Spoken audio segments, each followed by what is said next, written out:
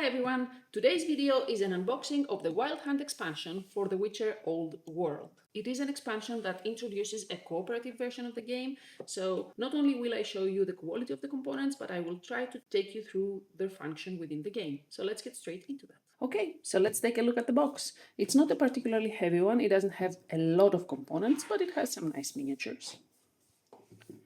First and foremost, we have the rulebook. To be completely honest, I am not looking forward to reading this because I did not like the base game rulebook at all. I found it confusing and hard to find information in, so hopefully this one will be better. It's not as big, at least. So I hope it will be a smooth transition from the base game to this one. We have a list of the components. We'll take a look at them anyway later on. The changes for the setup compared to the base game. And then the changes in gameplay. I did take a quick look and there are some slight changes to the main phases of the game, and of course there's an additional phase at the end of each round where the enemies take their turns and new monsters spawn, I think. So there is that. Next up we have a bunch of tokens. I'll show you what these are, but I will open the rulebook just to help myself and see exactly what they do. So these ones are quest tokens. I'm guessing that the new quests come with elements that need tokens placed somewhere on the map or on the board. Then we have a bunch of shield tokens.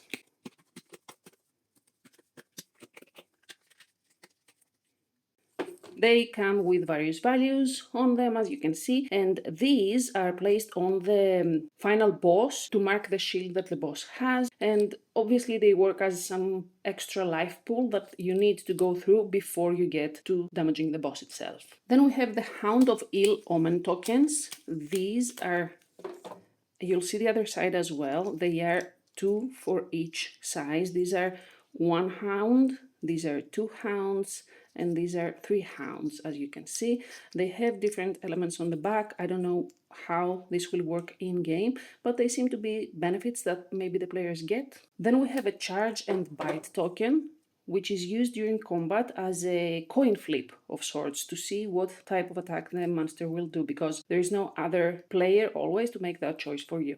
Finally, we have this little token down here, which is used as a tracker. I'll show you right away, because we have these double-sided cards that are round tracking boards. Well, they're not boards, they're actually cards, but let me see. Right here, I'm guessing we use this token to track the various rounds and phases, just to make sure that we are on the right track. These are different depending on the number of players. Right here, and on the back we have more for 1 player and 3 players, and finally a table for what you need to do in the game in order to adjust the difficulty level to your liking. Then we have a bunch of other cards here. I hate those little plastic. I don't think these ever work for me. I'm probably doing something wrong, but never mind. So in this is just a marker, we have some actual player aids here. In the Wild Hunt expansion, because it's a cooperative game, you can't play dice poker against other players, but you can still take the location action for the dice poker. In that case, instead of having the band roll the dice against you, you roll your own dice, and depending on the result you get back some amount of gold. On the other side here, I can see there are some helpful information for the players to have during the game. Then we have 2 Hound cards. It's 1 for each player count, here, as you can see. And these are used to prepare for a fight against the Hound, which are extra monsters that show up on the map for the cooperative game, in addition to the normal monsters. So these are player aids to remember what you need to do before getting into combat with a Hound. Next up, and if you've played the base game, this will probably look familiar to you. We have some quest cards. They are numbered, we don't shuffle those, as we don't shuffle those in the base game either. And these replace the cards from the base game. So, I'm sorry, I won't flip those because it's a spoiler. So we have 35 of them, numbered. So if you get a quest, you get one of those cards, the same way you do in the base game. But those and the exploration cards, as you will see here, are completely different from the base game.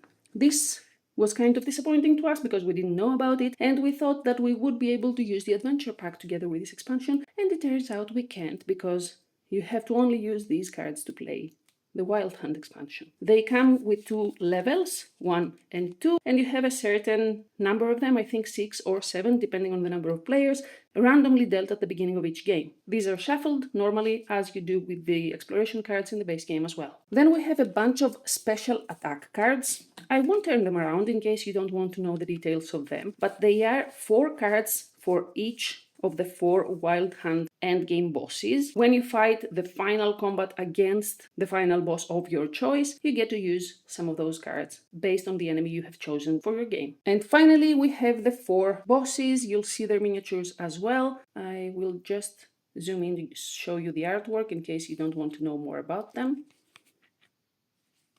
They all look equally scary, but in the rulebook they include the optimal way to choose and fight against them if you want to go probably from the easiest or simplest one to the most complicated one or harder one.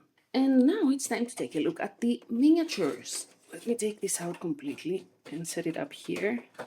So we have miniatures for the hounds. They are 2 miniatures for each level. This one is a single hound, as you can see, and it's 2 of them.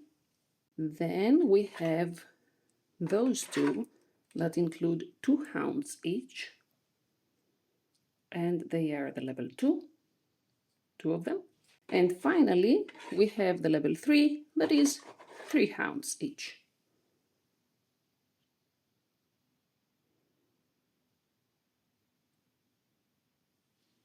Again, 2 of them. And these are the 4 Wild Hunts or endgame bosses. So let's see them up close. There we have it.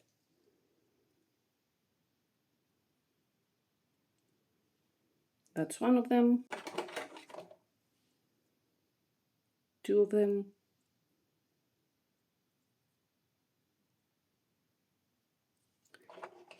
The 3rd one.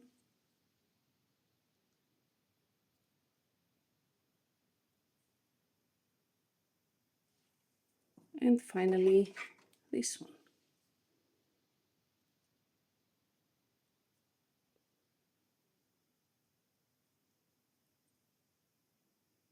And there we have it. Everything that is included in the Wild Hunt expansion for The Witcher Old World. The reason we chose this one was because we prefer playing the base game with more than 2 players, but we also like the game enough that we want to play it with just the 2 of us, and we hope that the cooperative version will bring something good for just 2 players. In any case, once we've played a few times, we'll probably be back with a review. Let me know if you have any questions or if you'd like to know more about the components. We will have an unboxing for the Mages expansion as well, coming soon. So if you want to stay informed, subscribe to our channel, and I hope to see you in the next one.